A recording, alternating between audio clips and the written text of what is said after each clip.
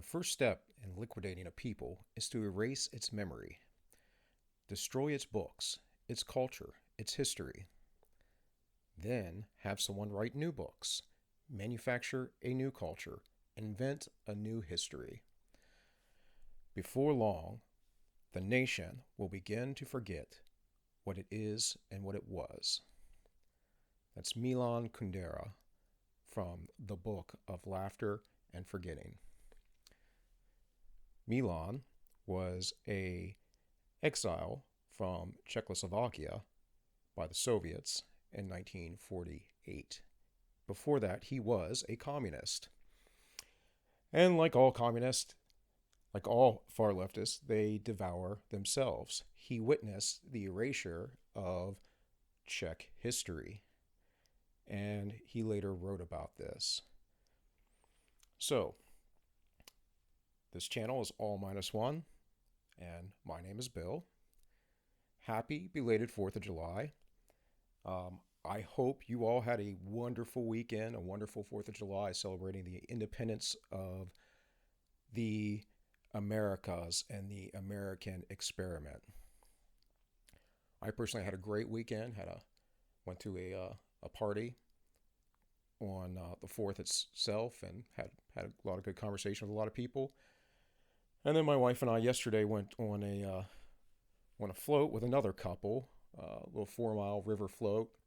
Took us about 3 hours to get downstream, and we went and had some great food down in Sharpsburg, Maryland, right outside the Antietam battlefield. So that was pretty nice. I do want to say, though, unfortunately, there were a lot of other people that didn't have a good 4th. There's still a lot of mass rioting, fighting, chaos, craziness in the streets. This little girl apparently was shot and killed in Georgia the other day, and 17 other people were injured as well. There was all kinds of crazy stuff, and I don't want to focus on all that. And maybe you're asking me, you might be like, well, Bill, why did you bring up that quote about erasing history? Well, the reason why is because this morning when I decided to do my research for today's video, I was going to look for some very specific quotes, and I saw that the statue of Frederick Douglass was torn down. This is from The Guardian, but you can find this in almost any news source. And the title of it is Frederick Douglass Statue Torn Down on Anniversary of Great Speech, Statue of Abolitionist, which stood on the site of Underground Railroad in Rochester, New York, found damaged by unknown perpetrators. And then just the first paragraph or sentence from the article itself. A statue of the great abolitionist Frederick Douglass was torn from its base in Rochester, New York on Sunday, 168 years, to the day since the city was the setting for one of his greatest speeches. What to the slave is the 4th of July? Now, Douglass put the speech forward on July 5th, 1852.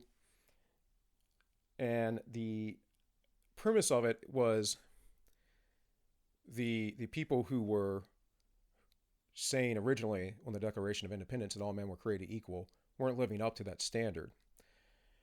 But Douglass kind of moved and shifted his positions as he got older. He was only about 26 or 27 when he wrote that speech, when he gave it.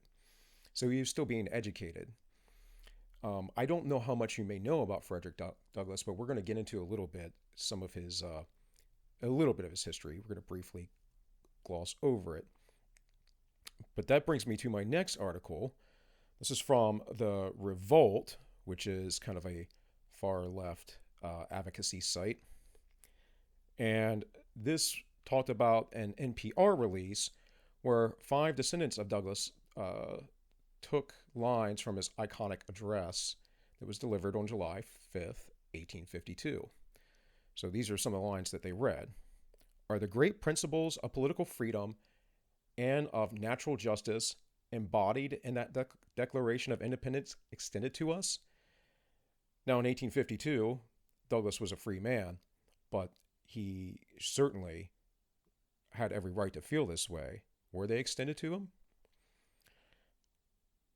What to the American slave is your 4th of July? I answer, a day that reveals to him, more than all other days in the year, the gross injustice and cruelty to which he is the constant victim. To him, your celebration is a sham. Your boasted liberty, an unholy license, your national greatness, swelling vanity, your sounds of rejoicing are empty and heartless. Your denunciation of tyrants, brass-fronted impudence. Your shouts of liberty and equality, hollow mockery. And this was his great descendants reading these lines in unison. Now, again, this was an earlier opinion of Douglass's. He did not believe this in totality, and the abolition work that he did was, in the end, not so aggressive, I would say. And it's unfortunate because I understand the message being given, but his descendants should know better. They should know the totality of the man's message and the totality of his life and what he did. He was a statesman, as well as a writer, which again we're going to get into. But note that was written in 1852. Well, for those of you who may not know the exact dates, the Civil War went on from April 12th, 1861 to April 9th, 1865. That was the American Civil War. So he wrote this a whole decade even before that. In a later speech in 1860, given in Glasgow, Scotland on March 26, called The Constitution, Is It Pro-Slavery or Anti-Slavery?, Frederick Douglass pretty much dissects the Constitution and says that it's a document of anti-slavery.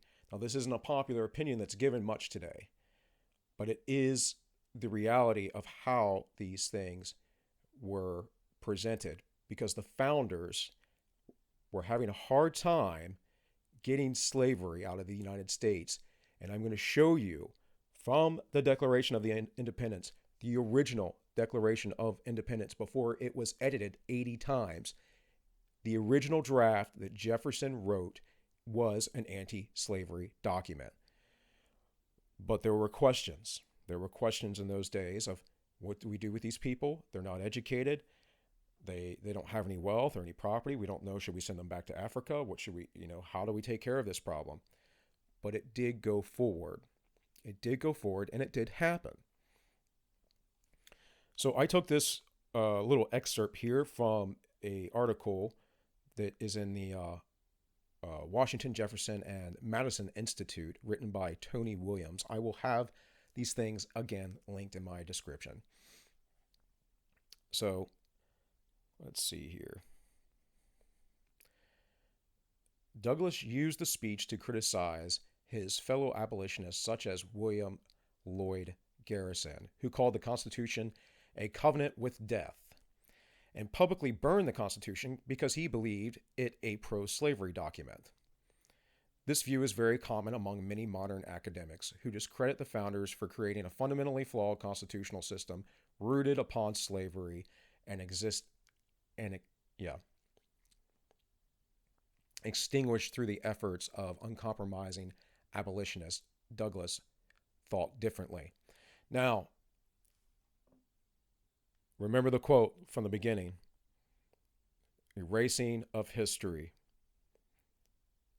I'm going to certainly say what everything is about right now.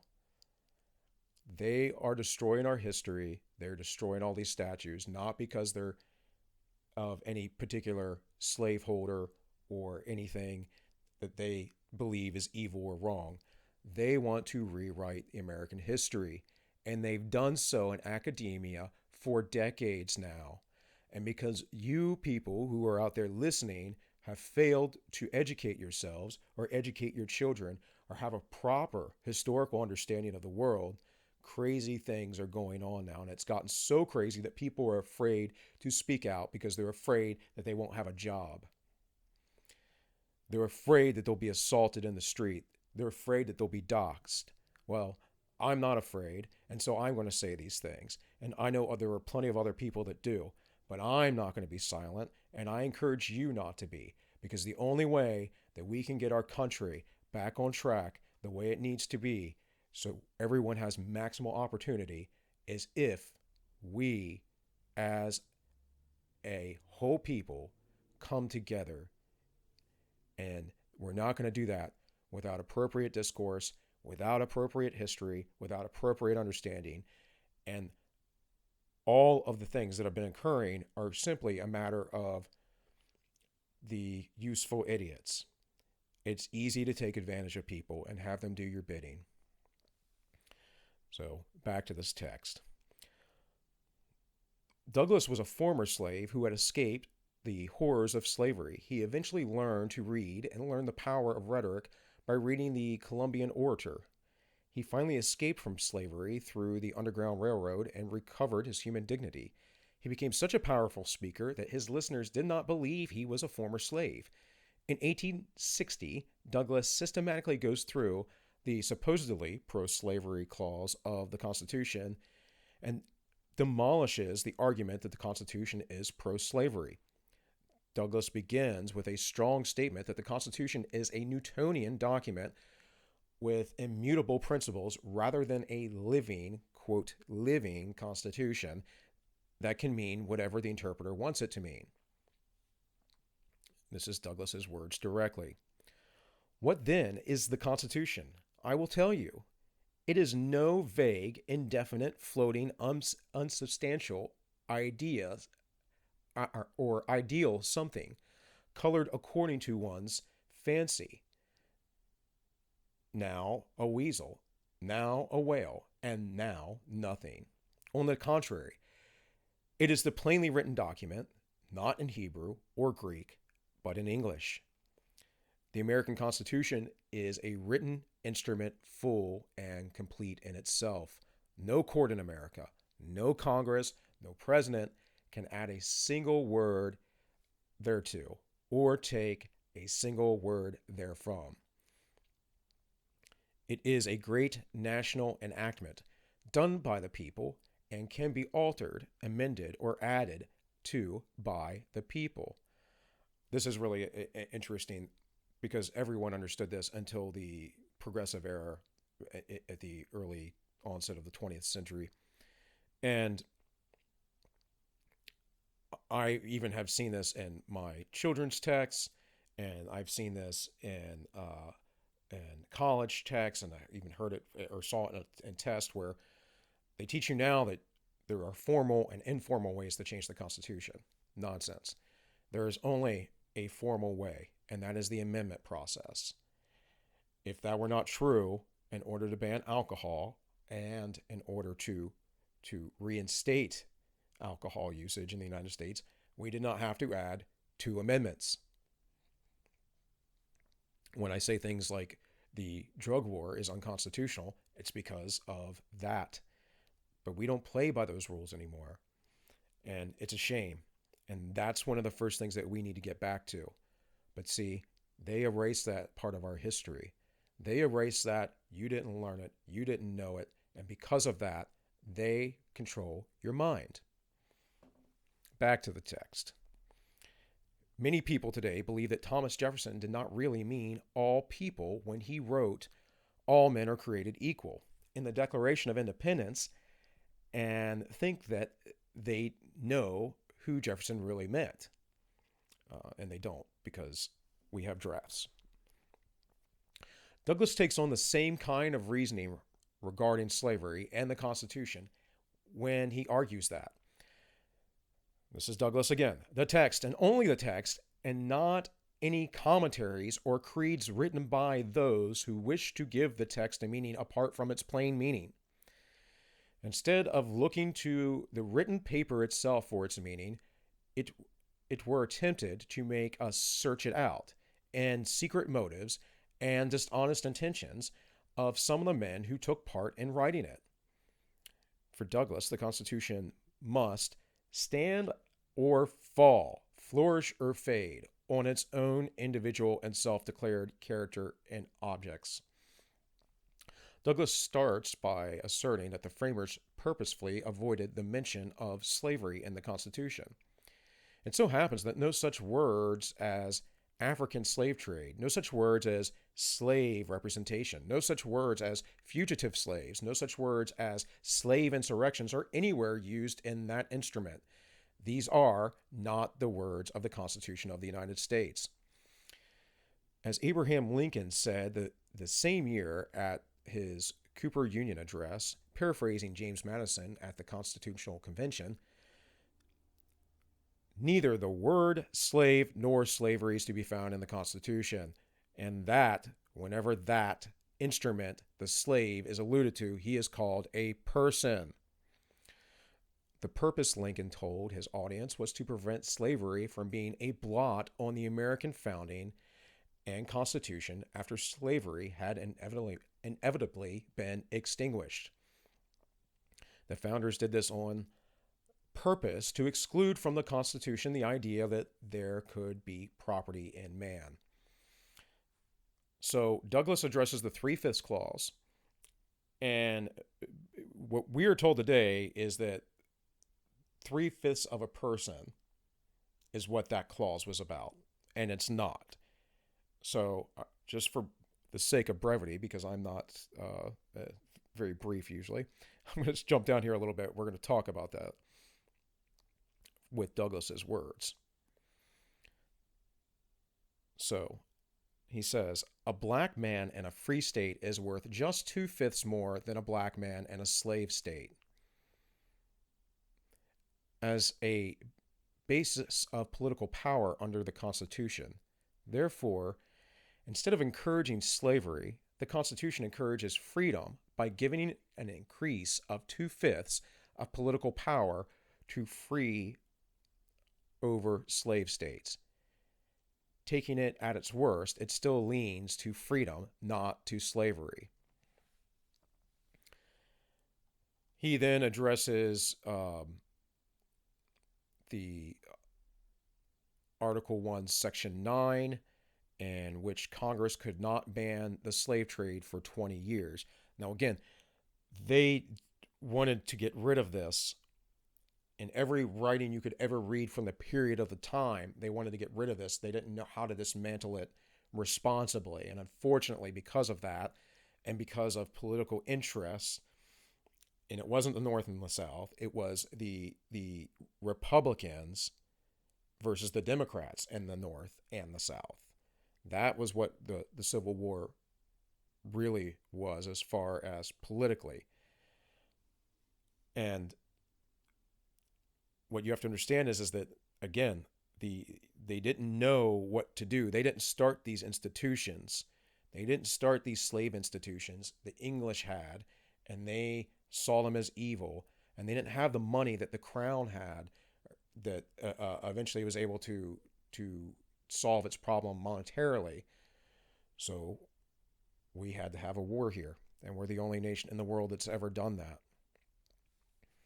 So back to Article 1, Section 9.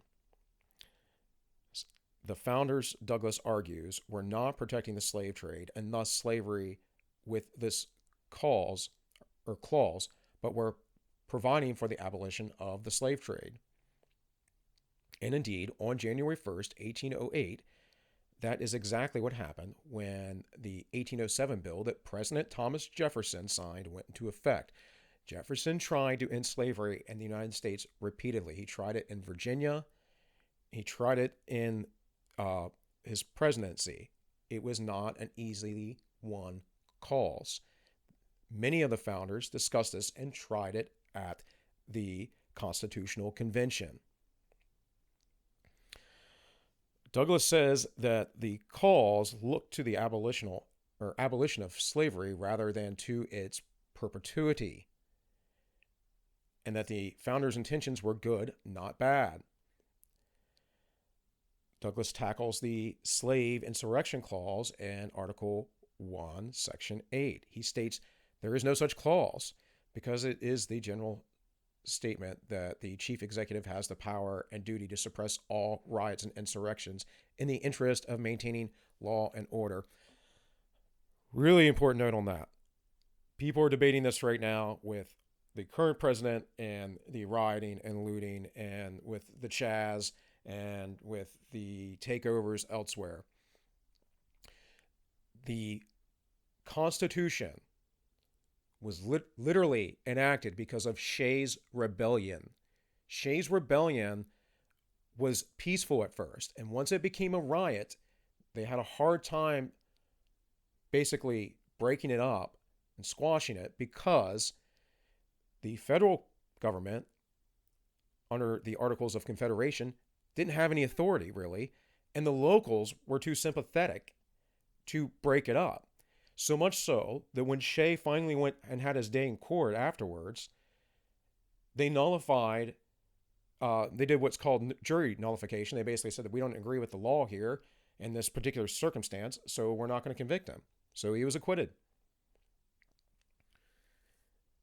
The first rebellion, which was nothing of the same, that happened while George Washington was our first president of our current Constitution, was the Whiskey Rebellion. Washington himself rode a horse and led the army to break up, or the militia, to break up the Whiskey Rebellion. The president does have power to do these things if the state doesn't act. However, a good president will allow the states to act. And at some point it comes to a matter of who's calling it. But I think in this circumstance, the Orange Man, he's in a rock and a hard place. No matter what he does, it's going to be demonized. So let's get back to this Insurrection Act here. Douglass said, if it should turn out that slavery is the source of insurrection, why the Constitution would be best obeyed by putting an end to slavery. And an anti-slavery Congress would do that very thing.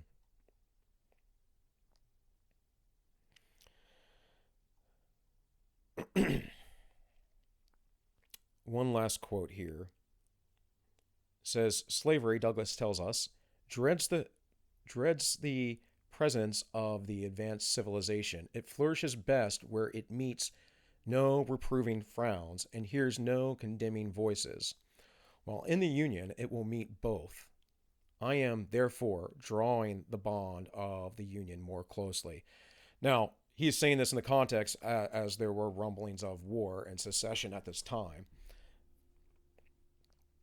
I'm going to read you real quick just some things that you can find in the first few paragraphs of Wiki. I don't know if I own all of Douglass's books, but I'm more than certain I own 2 of them and then a bunch of his writings. But he has 3 autobiographies: Narrative of the Life of Frederick Douglass, an American Slave, written in 1845, where here he's only 27. So that was my mistake. I said earlier in the video when he gave that other speech that he was only 27, and that was a note I guess I put in here that I wasn't thinking about. But that became a bestseller.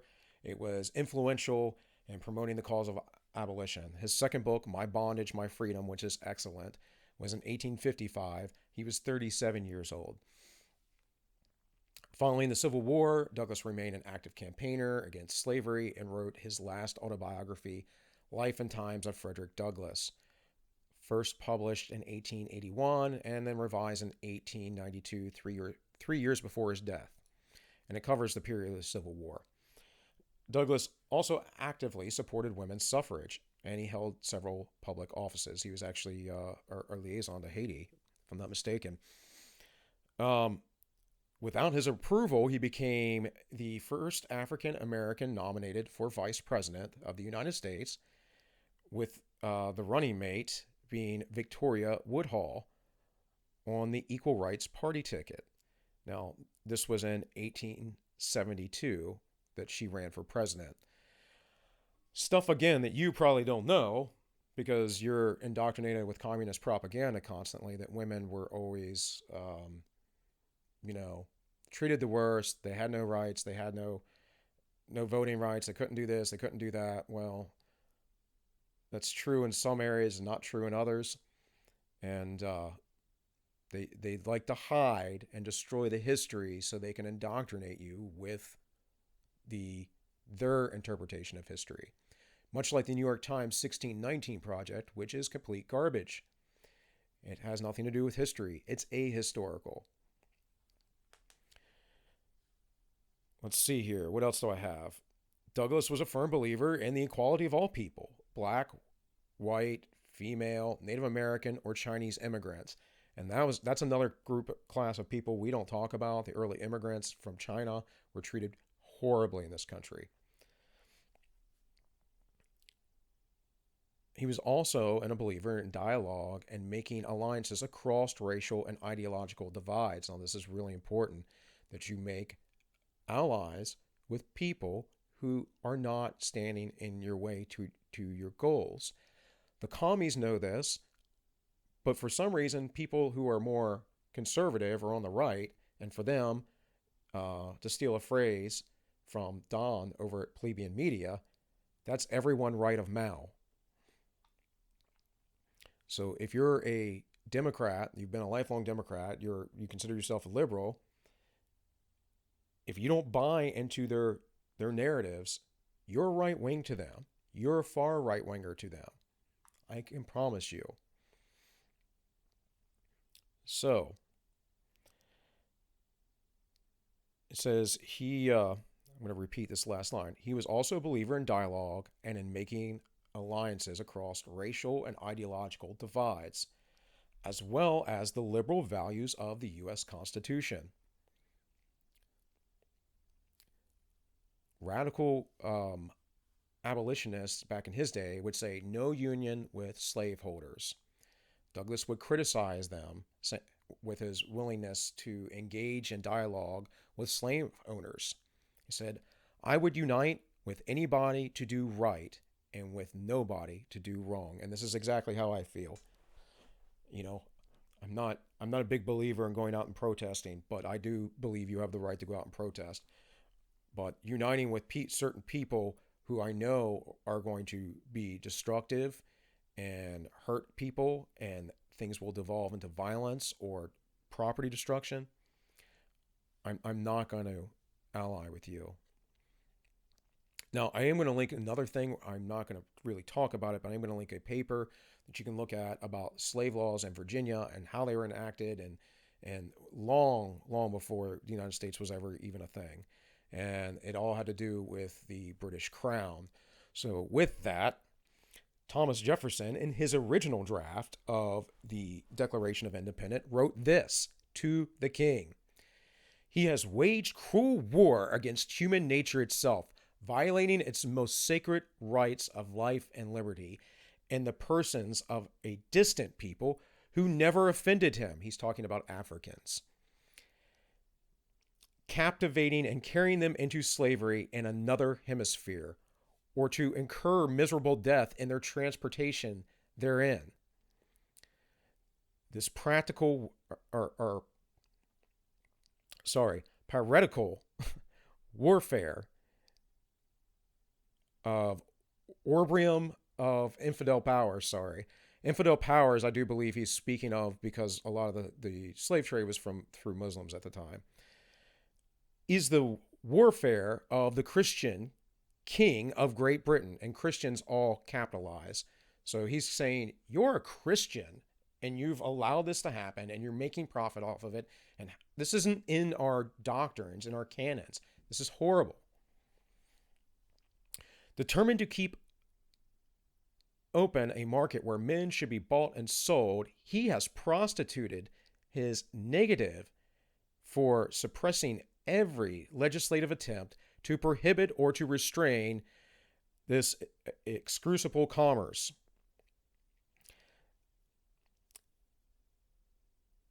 And that his assemblage of honors might want no fact of disgusted die.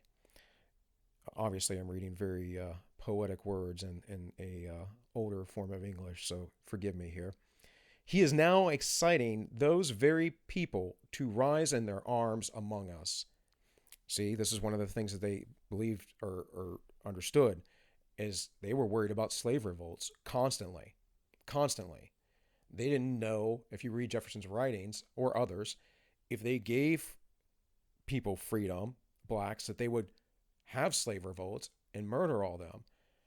And, there are a lot of people out there to say, well, yeah, good, they should. Well, should they?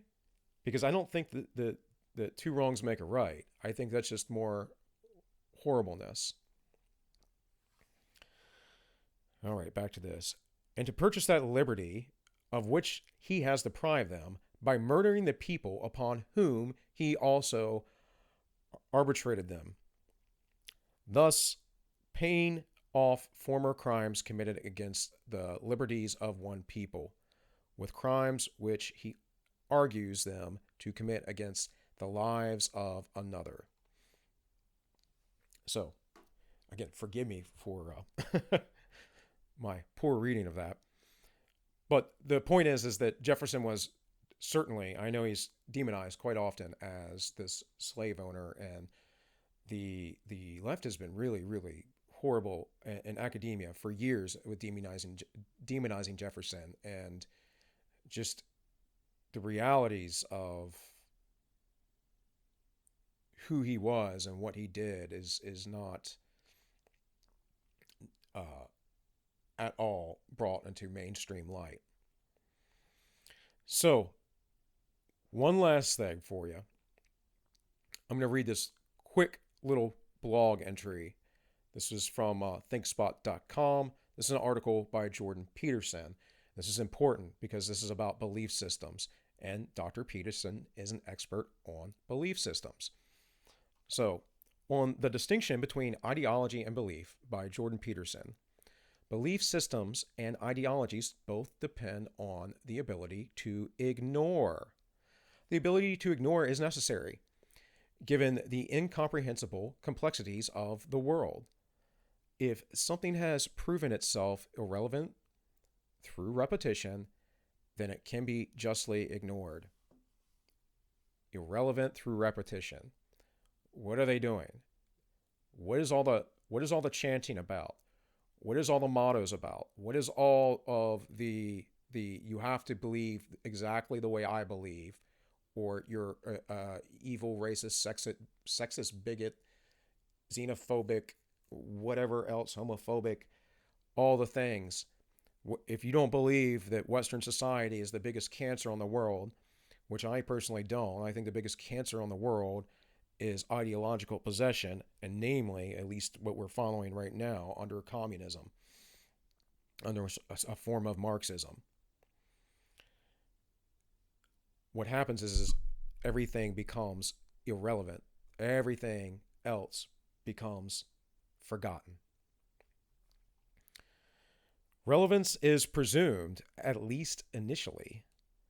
That is why new things, new skills, new situations are overwhelming. You ever try to learn something new? I've done martial arts almost all my life. I try to learn new stuff, and I feel like an idiot the whole time I'm doing it. Yet I can show you exactly how to do something. And I've taught people for years, and I see the exact same thing. So you have to understand, this is truth, right? Irrelevance is learned. Things become irrelevant once you don't need them to be a matter of relevance to you anymore. What is irrelevant is what does not have to be taken into account during a certain time, in a certain place, and with regards to a particular starting and end point. That irrelevance is learned. The consequence of such learning is simplification. A simplification can thus be good enough. It's a toolbox whose purpose is functional interaction in the world rather than the illusion of complete knowledge or the garnering of unfair advantage in a game of power. So it's a toolbox, right? You simplify things with good reason. Things are complicated, so make them as simple as possible for you. This can be a catch-22 though, because like he just said, It can be, you can cause an illusion of complete knowledge, which no one can have, but that also gives you, right, the Dunning-Kruger effect, that you believe you have more knowledge than you actually do.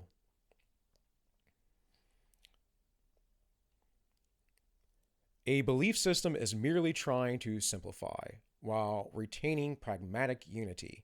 A belief system can therefore be partial, but still be honest. It has a purpose which it is trying to fulfill. And the and the simplifications it produces are directed honestly toward that fulfillment. A belief system might therefore be considered something akin to an unbiased compression algorithm. It is trying to represent a more complex reality by sampling equally across the entire domain of that reality. So what he's saying is that a belief system may not be complete, but it's honest. And if you have an honest belief system, what you're doing is you're compressing information, and within that belief system, if you find other information, you'll integrate it. Now he's going to talk about ideology. And ideology, on the other hand, is trying to simplify for the reasons other than tool-like accuracy in relationship to stated goals. An ideology, therefore, throws away certain information invisibly for unstated but motivated reasons. This is important, right? Unstated but motivated reasons. This is the problem with ideological possession. It's the problem with holding on too tight to your views. This is the problem by shutting everyone else out and saying, no, I can't hear you. I can't listen. You're just speaking hate. The problem with that is that you're actually not thinking. You are possessed. The emergence of error, the emergence of anomaly, further tests the distinction between a belief system and an ideology. The ideology, who is not interested in solving the problem, is motivated to destroy the anomalous.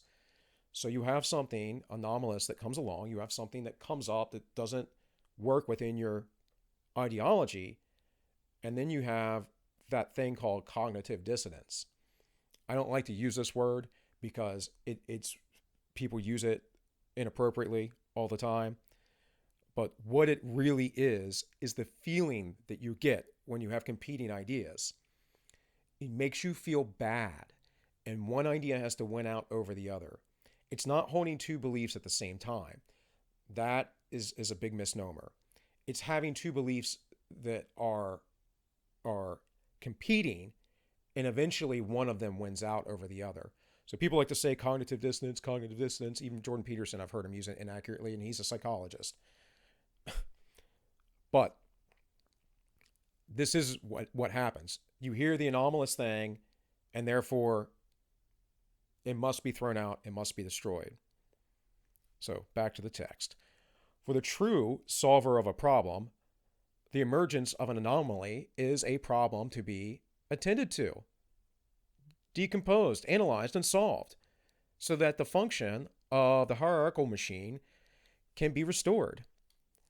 For an honest person, that's the true meaning that can be derived from genuine commitment to an organization or a goal. We can make this work. We can make it work faster, cheaper, better. We can serve more people. We can, in a word, improve and continually.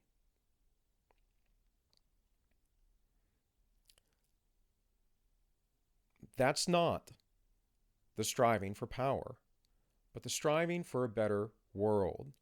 This is an important distinction because a belief system, he says, well, I said we can. That's my dyslexia coming out, guys. Sorry, it says, can we make this work? Can we make it work faster, cheaper, better? Can we serve more people? Can we, in a word, improve and continually? That's what an honest person does. Now, I've been accused from far lefty friends that, when I tell them they're not being an honest person, I don't think you're being honest. And they tell me I'm attacking them. And I'm like, no, I'm not attacking your character. I'm attacking your ideology. And you haven't sussed those two things out yet. You haven't figured that out. And we talked about, it was like one of the first videos I made. It's that their persona, their outer selves, the selves that they project to the world, is their whole self. And they haven't worked on their deeper selves. They haven't worked on what's unconscious, what lies beneath. They haven't worked on their roots, their origins. So they end up projecting.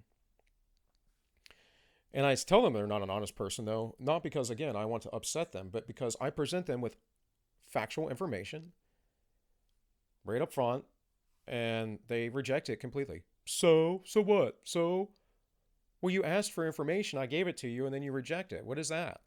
That's not honesty. You know, fair enough. I mean, that's the way I see it, at least. So here we go. Last sentence of this. And it is certainly the case that the functional status of the amazing infrastructure that surrounds us is absolutely dependent on those who are not striving for power, but are striving for a better world. Now, Jordan Peterson wrote that very much in the same way that I'm doing these videos. I don't like crazy, I don't like ideologies that take a hold of people, that cause people to do crazy things like have been going on in the world today, all across the Western European world, and that would include America. We're not part of Europe, but our lineage is from there. And it is a sad thing to see this, because as Milan Kundera put it, the first step in liquidating a people is to erase its memory, destroy its books, its culture, its history. Then have someone write new books, manufacture a new culture, invent a new history. Before long, the nation will begin to forget what it is and what it was. And that's just it. All of this, every ounce of it. All this horribleness, all this ugliness. We're seeing this because people don't remember. They forget. They're not developed. They're angry. And I understand there's a lot of horrible things that go on, but we need to talk, people. We need to sit down and talk. And you need to respect my views as much as I need to respect yours. But in the end, we can't have this world where we're punishing people for things that have nothing to do with them. Generational sins, if you were. We can't have that. So with those last words, this channel is AllMinucOne. If you got this far, please like, share, and subscribe. I got to remember to start doing that at the beginning of the videos. But I do these pretty much in one take. So my name's Bill, guys. I hope you enjoyed. I hope you had a good 4th of July, and maybe you learned something from this video that you didn't know before. All right. Everyone be well. God bless. Love you all.